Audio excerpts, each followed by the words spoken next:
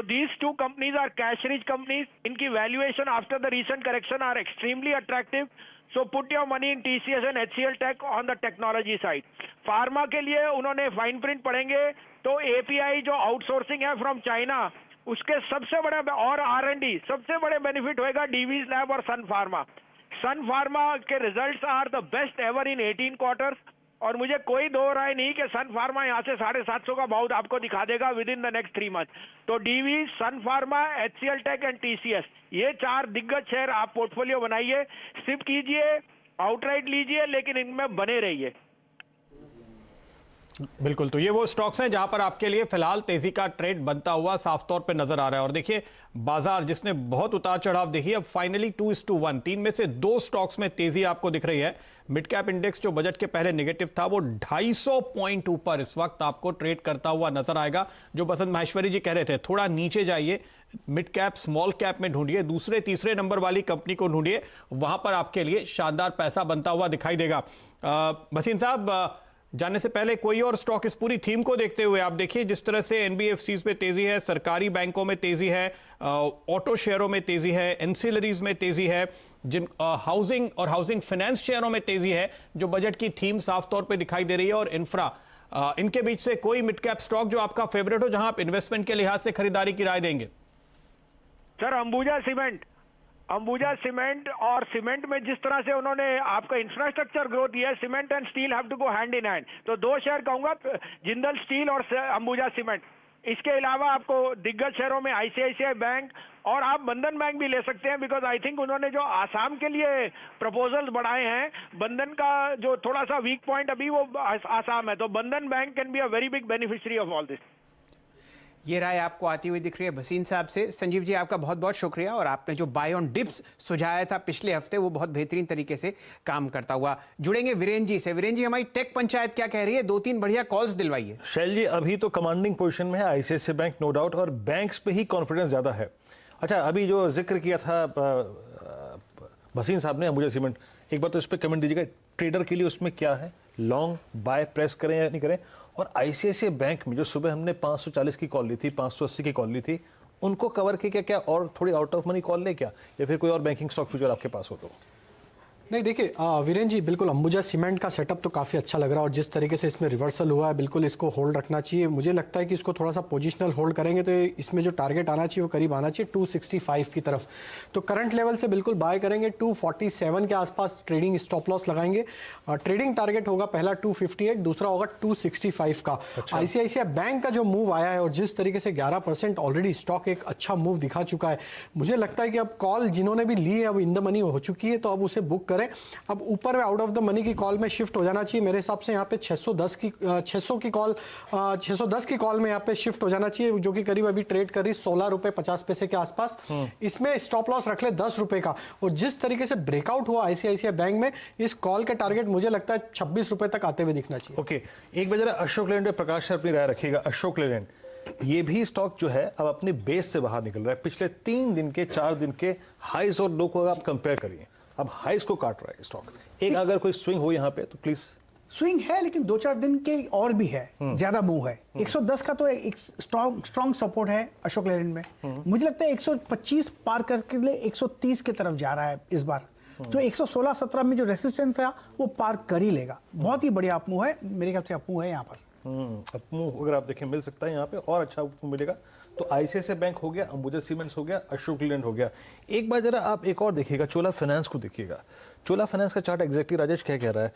Strong move, candle reverse हो गई almost. यहाँ पे कोई ट्रेड विजिबल है आपको, या फिर किसी और इंश्योरेंस स्टॉक में?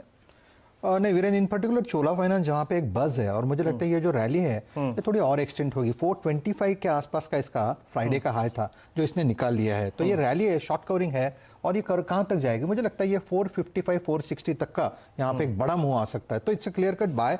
स्टॉप लॉस आपका रखना पड़ेगा आपको 425 के नीचे।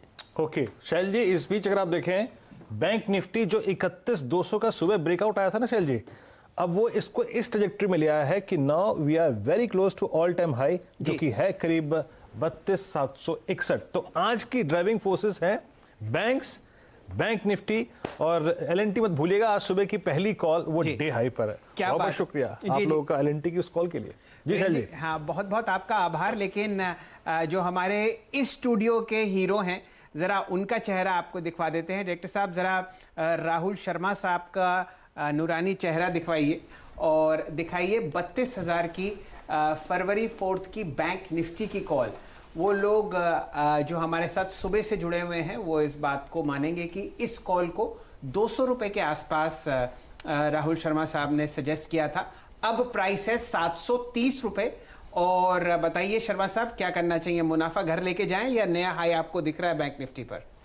देखिए, बहुत ही बेहतरीन मूव रहा है बैंक निफ्टी के अंदर, खास करके जब स्टार्ट हुआ था वहां पर 500 पॉइंट ऊपर में हमने जो कॉल पकड़ा है। आई थिंक यहां पर इस ट्रेड में प्रॉफिट बुक जरूर कर लेना चाहिए। ऑलमोस्ट 800 रुपये का लेवल ऊपर में लगा के आया है। हमारे टारगेट्स भी ओवर अचीव हो गए। यहाँ पर प्रॉफिट बुक डेफिनेटली कीजिए। बट पोजिशनली मेरे हिसाब से बैंक निफ्टी में जो ध्यान है वो आपका एक नए हाई के लिए खुल चुका है। आज 32,000 के ऊपर क्लोजिंग रहेगी, तो आई थिंक इसी वीकली एक्सपायरी में हमें बैंक निफ्टी जो इसका प्रीवियस ऑल टाइम हाई था वो निकालता हुआ देखने को मिल सकता है।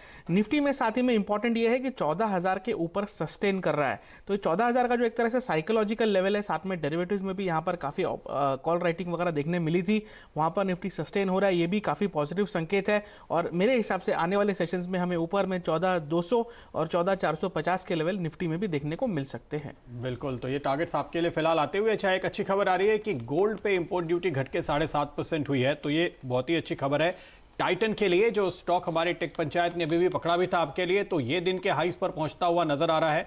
टीबीजेड पे भी नजर रखिए, जो इसको बिल्कुल कॉपी करता हुआ दिखाई देता है। फिलहाल मुझे चार दिन के अब तक के अपने हाईस को निकालता हुआ टीबीजेड का स्टॉक भी इस वक्त नजर आ रहा है। जल्दी से इस पे एक राय लेते हैं। पहले टीबीजेड, प्रकाश नजर डालिए, क्या टारगेट और क्या स्टॉप?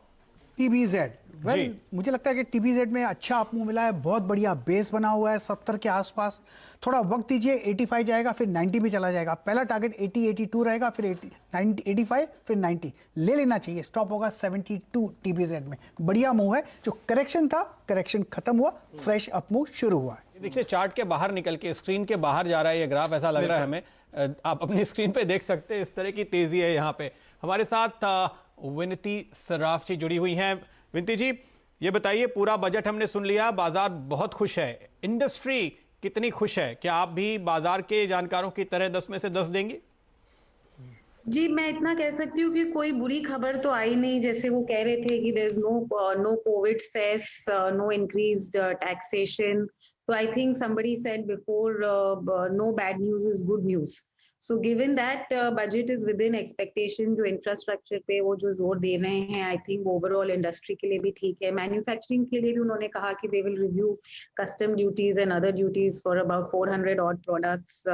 तो वो भी उस डायरेक्शन में भी बात सही है। तो overall no complains, happy with the budget. Vineet ji, आप कितने अंक देंगी इस बजट को? I would give it 9 on 10. क्या बात 9 on 10. तो क्योंकि ये जो डिसइन्वेस्टमेंट की भी बात हो रही है, जैसे LIC का IPO, I think these are all steps in the right direction. चलिए, 9/10 आपको विनती जी देती हुई दिख रही हैं। प्रदीप जी का है 100 में से 10, और यही नंबर आपने भसीन साहब को देते हुए देखा। तो बहुत ही शानदार रैली फिलहाल बाजार में। 2071 अंक ऊपर अब आपको बैंक निफ्टी ट्रेड करता हुआ दिखेगा, 32,640। क्या उम्मीद लगाएं राहुल शर्मा साहब की एक फ्रेश रिकॉर्ड हाई आप आज देखेंगे बैंक निफ्टी में?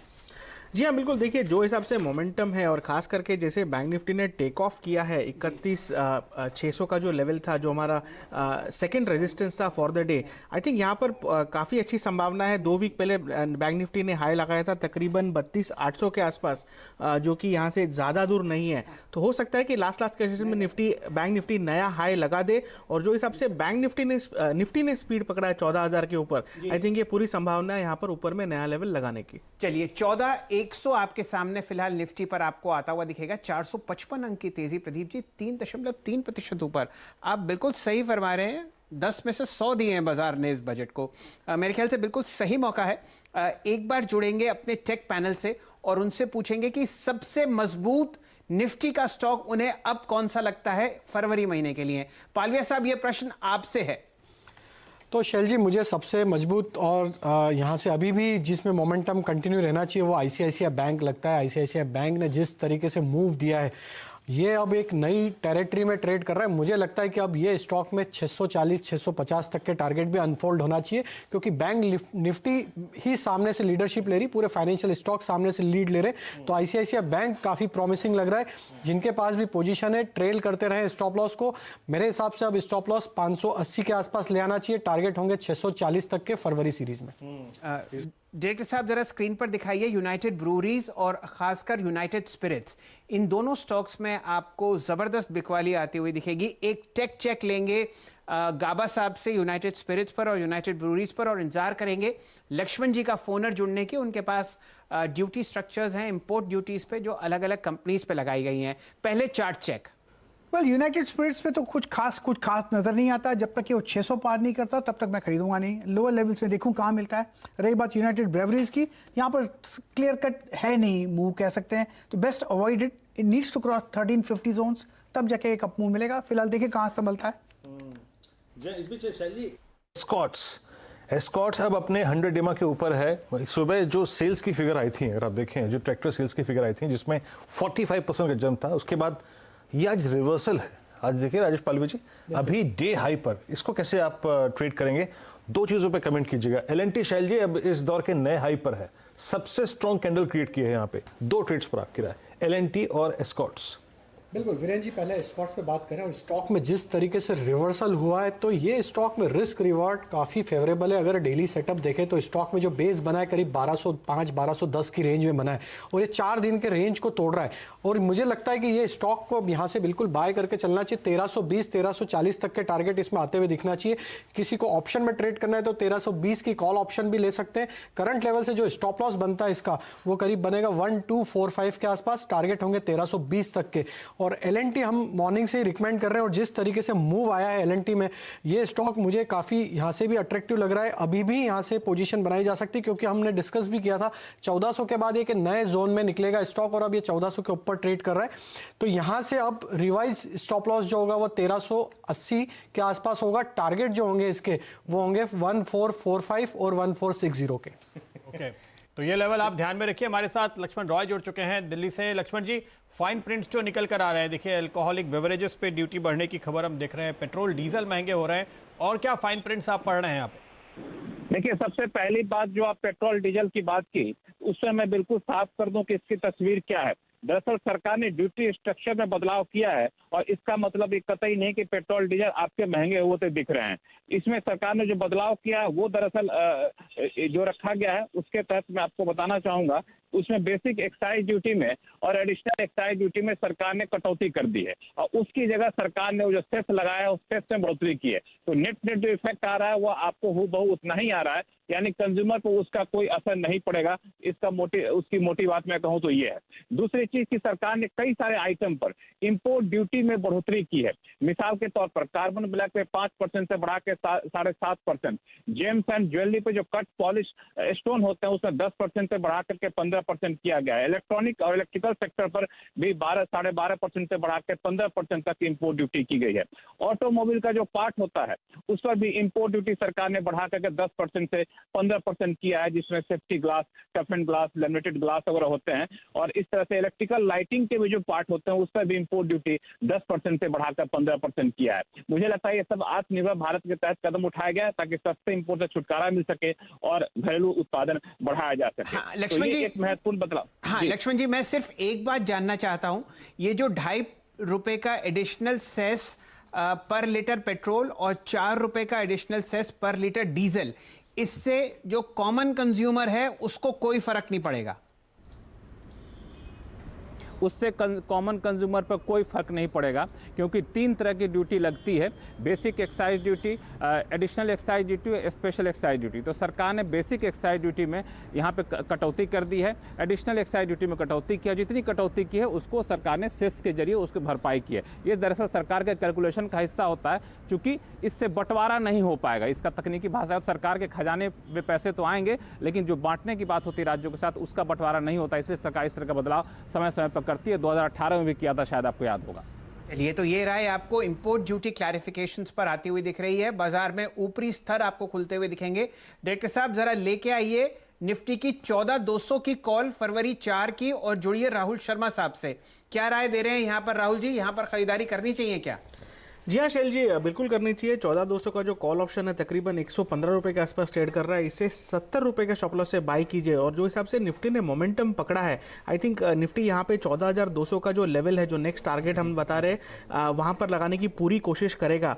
तो वो केस में आई थिंक इस ऑप्शन में आपको तकरीबन 150 रुपये से लेकर ऊपर में 190 रुपये तक के लक्ष्य आई थिंक एक्सपायरी तक देखने को मिल सकते हैं। सो इसे बाय करके चलिए 14,200 का weekly expiry call option Nifty में।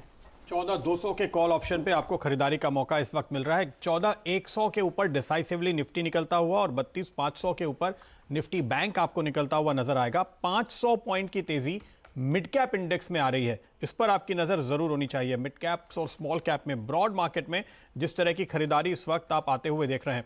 कुछ और स्टॉक्स पर नजर डालते हैं जहां पे काफी जबरदस्त तेजी बन रही है। अशोक लेलैंड आपके सामने आएगा। यहां पर आप 7.5-8% की तेजी देख रहे हैं। दिन भर का जो वॉल्यूम है वो ऑलरेडी रिकॉर्ड लेवल पर है। स्टील अथॉरिटी आपके सामने आएगा जहां पर आप तेजी बढ़ते हुए देख रहे हैं।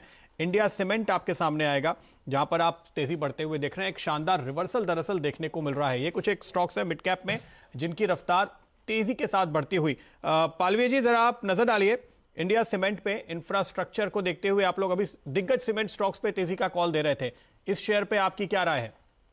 देखिए प्रदीप जी, जो करेक्शन था उसके बाद स्टॉक एक बेस फॉर्मेशन जरूर कर रहा है। 154-155 के आसपास स्टॉक ने एक बेस बनाया और जिस तरीके से रिवर्स हुआ है और इसकी पीयर कंपनीज भी देखें तो सारी स्टॉक्स सारे सेक्टर में एक मोमेंटम है, तो बिल्कुल इसको बाय करके ही चलना चाहिए क्योंकि रिस्क रिवॉर्ड के हिसाब से स्टॉक काफी अट्रैक्टिव लग रहा है। 156 का स्टॉप लॉस रख ले, टारगेट जो लगते हैं 170-174 तक के लगते हैं। 174 तक के टारगेट लग रहे हैं। इस बीच याद रखिए ऑटो में जो ये मजबूती है ना, और निफ्टी जब से स्पेशली प्रदीप 14,050 और 37 के ऊपर टिक रहा है, ये पूरी की पूरी तेजी जो है वो ऑटो में स्प्रेड हो रही है। Look at Tata Motors. उसके बाद आप देखिए पूरा का पूरा ऑटो स्पेस, अशोक लेलैंड। राजेश जरा एक बार टाटा मोटर्स पर आए रखिएगा, बताऊं टाटा मोटर्स पे क्यों? क्योंकि अब ये अपने पिछले 3 सेशन के हाईस को क्रॉस कर रहा है। तो पहला ट्रेड तो टाटा मोटर्स बिल्कुल फ्रेश लेना हो तो क्या राय देंगे आप इस पे? वीरेन, मुझे लगता है ये क्लियर कट बाय साइड का कैंडिडेट है और इसका जो टारगेट बनता है वो करीबन 290-295। मुझे लगता है इस क्लस्टर को इंट्राडे बेसिस पे इसको टेस्ट करना है। जिस तरह से रैली है, जिस तरह से शॉर्ट कवरिंग है, इसका स्टॉप लॉस क्या रखना है? स्टॉप लॉस होगा इसका 272 का। अच्छा राजेश जी, एक बात बताइए, सुबह सुबह हमने 2 ट्रेड लिए थे, एक HDFC लिया था और LIC हाउसिंग फाइनेंस लिया था, और फिर शैल जी ने कुछ देर बाद मेरे ख्याल से ग्रो फाइनेंस का जिक्र भी किया था, लेकिन जो डेरिवेटिव्स के स्टॉक्स थे उसमें था HDFC, LIC। दोनों ट्रेड बड़े खूबसूरत बैठे। अब क्या करना चाहिए? किस में प्रॉफिट कैश में कन्वर्ट कर लें या फिर आपको लगता है कि नहीं, जिस प्रकार का ब्रेकआउट है ट्रेल करना ज़्यादा अच्छा होगा? देखिए HDFC लिमिटेड में ऑलरेडी एक बड़ा करेक्शन हो चुका है। ये तो जस्ट एक बिगनिंग ऑफ रिवर्सल है और मुझे लगता है कि ये रिवर्सल जो हुआ है ये एक स्टार्ट है वापस से यहाँ पे अपॉर्चुनिटी अभी भी यहाँ से इन्वेस्ट करने की और लेने की इस स्टॉक को। मुझे लगता है कि इसका मोमेंटम कंटिन्यू रहेगा। तो HDFC में जिनका भी ट्रेड है वो अपने प्रॉफिट को और राइड कर सकते हैं। स्टॉप लॉस को ट्रेल कर ले, हायर साइड पे आप 2500 के आसपास स्टॉप लॉस ट्रेल कर ले। टारगेट जो है वो मुझे लगता है कि अब 2600-2620 तक आते हुए दिखना चाहिए क्योंकि ये सेक्टर में जिस तरीके से आउट परफॉर्मेंस है, मुझे लगता है HDFC यहाँ से और भी ऊपर की तरफ मूव होता हुआ दिखेगा। तो टारगेट अब यहाँ से 2600 और 2620 की तरफ करे। LIC हाउसिंग फाइनेंस जिस तरीके से मोमेंटम बना है, ये स्टॉक में मुझे लगता है कि अभी भी यहाँ से टारगेट 440 तक एक्सटेंड होते हुए दिखना चाहिए। करंट लेवल से अब फ्रेश स्टॉप लॉस जो बनता है यहाँ से ट्रेड को होल्ड करने का, वो करीब बनेगा 417 के आसपास। चलिए, ये राय आपको आती हुई दिख रही होगी। सौरभ मुखर्जी साहब, बहुत सारे फाइन प्रिंट्स अब क्लियर होते हुए दिख रहे हैं और बाजार पर 500 पॉइंट का सलाम निफ्टी मारता हुआ दिख रहा है 14,150। कोई तो आपने ऐसे सेक्टर्स या स्टॉक्स निकाले होंगे जो अब आप अपने PMS में ऐड करना चाहते हैं? देखिए, जब बजट शुरू हुआ उसके पहले मैंने आपको बोला कि financial services sector, Nifty banks, Nifty financial services, यहाँ होगा धमाका। वही धमाका नज़र आ रहा है। आगे जाते हुए अगले 3-4 महीने में हमको थोड़ा दूसरा राउंड का इफेक्ट सोचना चाहिए। दूसरा राउंड का इफेक्ट क्या होगा? बिकॉज सरकार ने इतनी बड़ी बोरिंग रिक्वायरमेंट की घोषणा की है, होलसेल मार्केट में फंडिंग कॉस्ट बढ़ने लगेंगे। मेरे ख्याल से RBI भी पॉलिसी धीरे धीरे टाइटन करेगा अगले 6-8 महीने में। सो जो कमज़ोर लेंडर हैं, जिनको होलसेल मार्केट से खूब सारे पैसे उठाने की ज़रूरत रहती है, कमज़ोर लेंडर के मार्जिन्स पे दबाव आएगा अगले 6-8 महीने में। सो हमारी जो कोशिश रहेगी कि अच्छे लेंडर्स में हम अपनी पोजीशनिंग बढ़ाएं, leaving aside HDFC bank, Kotak bank जो हमारे लॉन्ग स्टैंडिंग फेवरेट्स हैं, एक्सिस बैंक में हमारी काफ़ी बड़ी पोजीशन है, उसको शायद और आगे बढ़ाएंगे।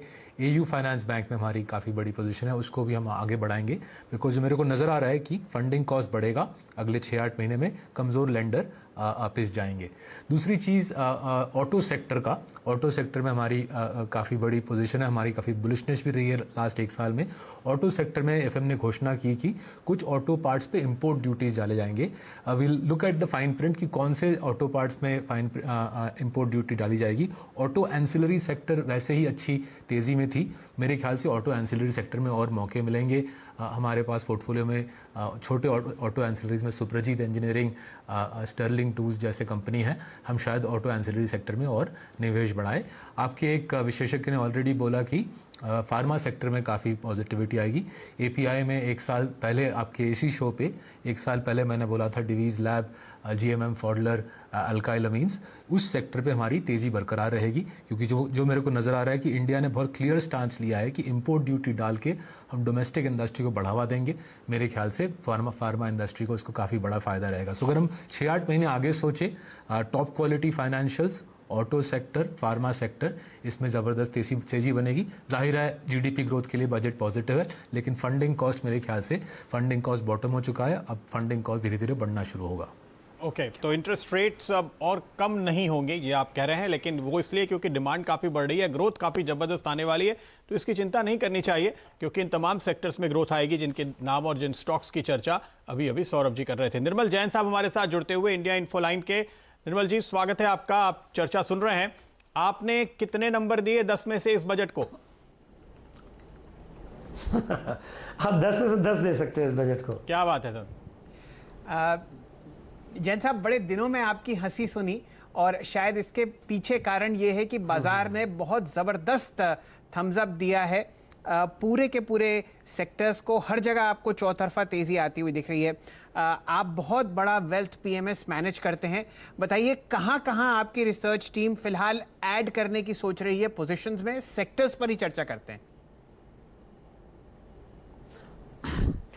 तो रिसर्च टीम तो अब आज अगर बजट आया तो उसके एनालिसिस करके कल 1-2 दिन में अपनी रिपोर्ट निकालेगी। पर मैं समझता हूँ कि ये जो तेज़ी है अब ब्रॉड बेस्ड तेज़ी होगी, जो कि मार्केट के ऑलमोस्ट हर सेक्टर को कवर करेगी, क्योंकि पिछले कुछ दिनों में हमने देखा कि IT फार्मा ने लीड ली थी, इसके लिए बैंकिंग थोड़े पीछे रह गए थे, पर आज बैंकिंग सेक्टर ने बहुत तेज़ी से कवरअप किया है।